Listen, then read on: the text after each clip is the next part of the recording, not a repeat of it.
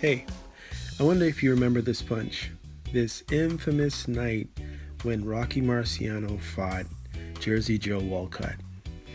Now, it's always made me cringe when he actually connects with this punch. And I wonder if you're the same. Well, being on lockdown through all this COVID situation in the world, I've had a chance to look over a lot of the old stuff that I used to look at. We've had a lot of time. In other words, everything is slowed down so much that we've been able to pull weeds for hours on end. We've been able to talk to family members on it for hours on end. We've been able to do all kinds of monotonous duties and chores while being locked away. But this Jordan Last Dance thing has really made me wonder about these old situations and wondering, even though Marciano had a flawless record, supposedly, should he have had a flawless record? Because there are those who haven't been afforded those same pleasures or advantages, thinking about the other boxers that are going to be in this video. So as you watch this, watch Marciano run away because he knows he does not want Jersey Joe to get up again. And that's why that infamous punch happened. And of course, the refereeing back in those days was just totally ridiculous. I know his knee was not on the ground yet, but still, check it out.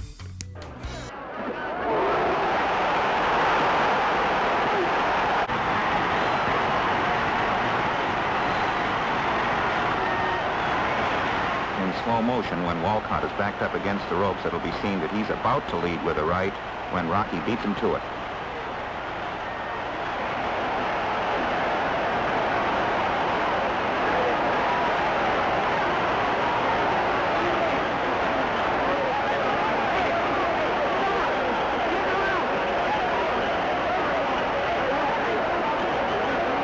Note how the camera is jiggling. This is caused by the frenzy of the crowd swirling against the camera stand.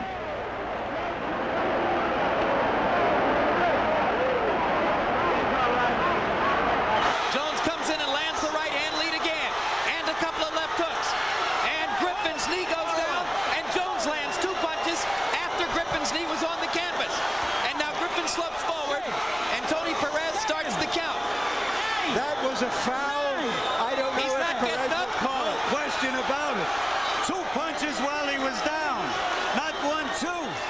And the doctors are in there with Montelbus, and that was the difference between a knockdown and a knockout, or so it appeared from here.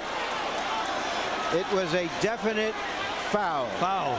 Harold Letterman, what's the rule? Jim, in my mind, there is absolutely no question that Tony Perez had just cause to disqualify Roy Jones Jr. should he have made that decision. I mean, it's the referee's call. In my eyes, absolutely he fouled him. Griffin seemed to be down on one knee, and Jones knocked him out when he was on the floor. You know what? Perez could have disqualified him. Let's take another look. Griffin goes down from an accumulation of punishment. Now he's down. He went down voluntarily. That's why Jones was a little bit mystified. Oh, there's no question that Jones. You remember the Riddick Bowe Mathis fight when they.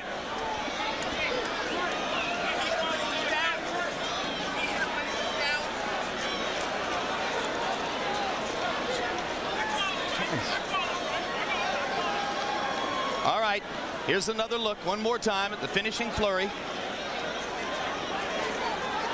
This was very, very flagrant, no question about it.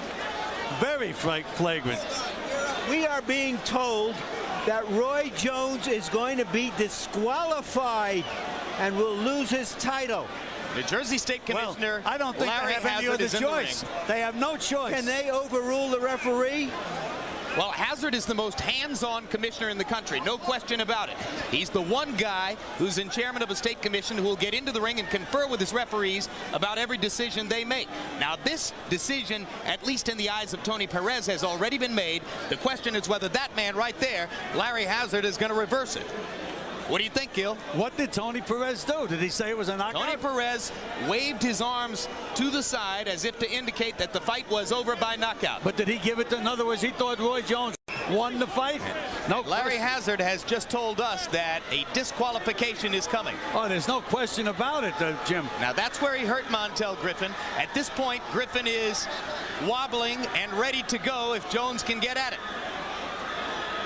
And here's the last flurry. And watch Griffin voluntarily put his knee on the canvas to try to take a count here. Whether it's voluntary or not, he's going to put his knee on the canvas. And there it is. Knee down. Now there's plenty of time. Two. No question about it in my mind. Definite disqualification. Ducking and slipping. Bo has missed 7 straight big shots. And then he knocked him down while he was down. And he could get penalized for that if the referee won. He was on Mercanti's stopping the fight. Mercanti is stopping the fight. Now it remains to be seen what decision Mercanti's going to make here. The fight is definitely over. There will be no resumption of the action. I stopped the fight because I could see that he was not able to continue, and it's considered a KO. That's all. It's a KO. Now, what you want to do is up to you as far as fine. I think okay, we'll deal with that. We'll deal with that part. Okay. Yeah, we'll call it. You're hearing Larry Hazard talking to the referee Arthur Mercanti. I'll tell you what I would do. Mercanti is saying he stopped the fight because of KO, and the rest is up to Hazard. So now it's what is Hazard rule? And I didn't count. He's knocked out. But he has to be reprimanded for what he did. But he knocked him out. He knocked him out on the foul. After the belt.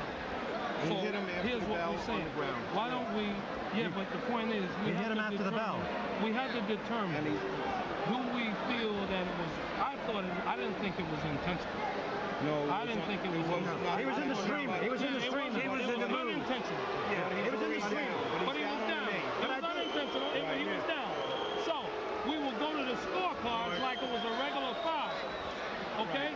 You know, we would go to the scorecards like it was a headbutt because it was an unintentional foul. But it's only the second. It's only the third round. Okay, so then it's a. They can hear me here on my mic. You better cut this one off. Cut our mic. Cut the mic. Yeah, cut it off. Technical draw. You're hearing Larry Hazard saying that this fight is a technical draw. Well, he hadn't said it yet, Larry. He's considering the possibility, but he has not said that yet.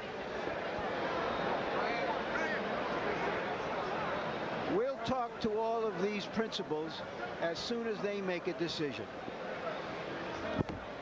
Riddick Bowe waiting, as you see. Discussion continues in the ring.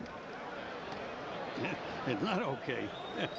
Larry Merchant turns over 3 glasses of water while stepping up from our table into the ring.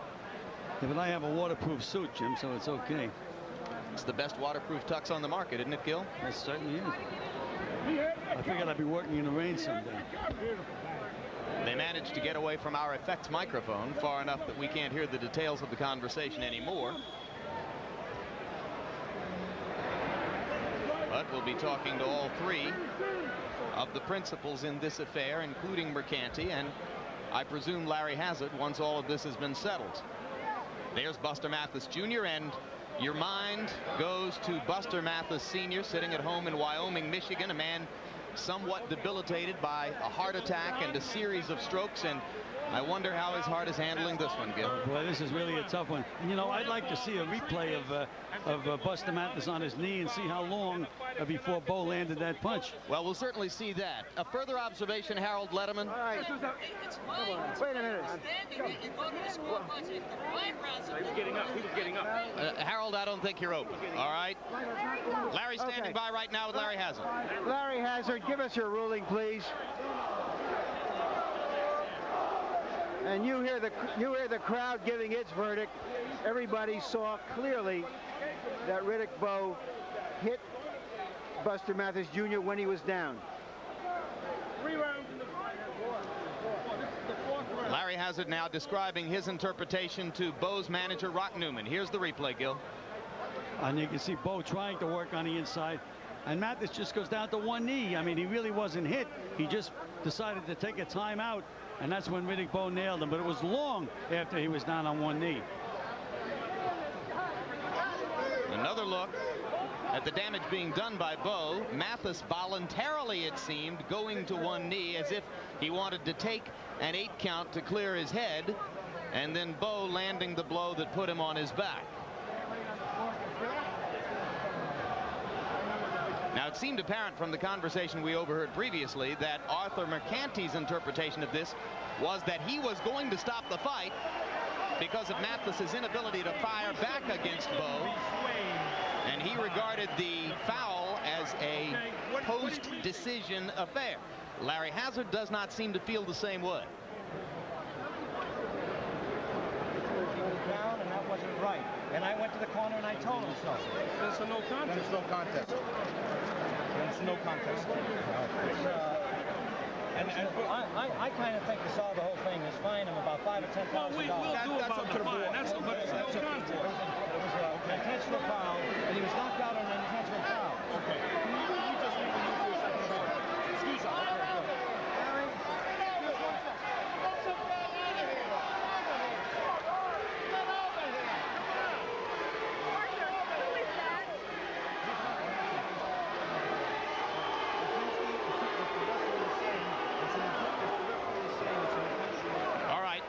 Since we can no longer hear the discussion while we're looking at this, if I can get the truck to open you, Harold, let's get Harold Letterman's microphone open, and very quickly, Harold, your further interpretation. Jim, I'm under the impression that in Jersey you go to the scorecards on a foul if the 5 rounds have been completed. Before that, it's a technical draw. So therefore, they can't go to the scorecards. If Hazzard says that Mathis got knocked out by a foul, they can't go to the scorecards. They've got to declare it a technical draw, or Riddick Bowe loses on a disqualification.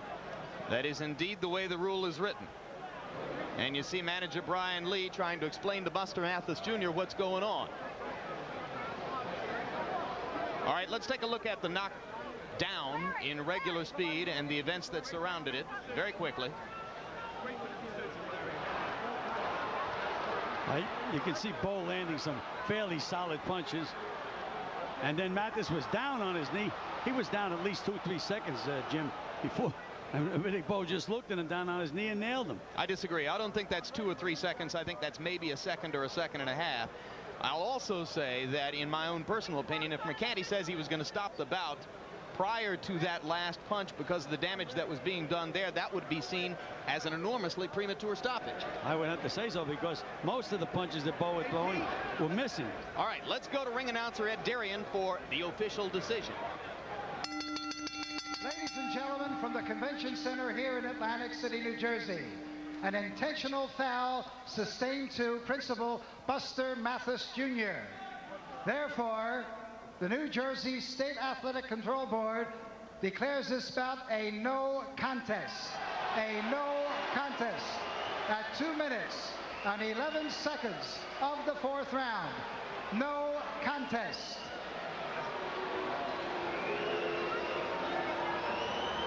Well, it becomes the second no contest of Buster Mathis Jr.'s career. At least a minor disappointment for Riddick Bowe, who does not get the expected knockout victory.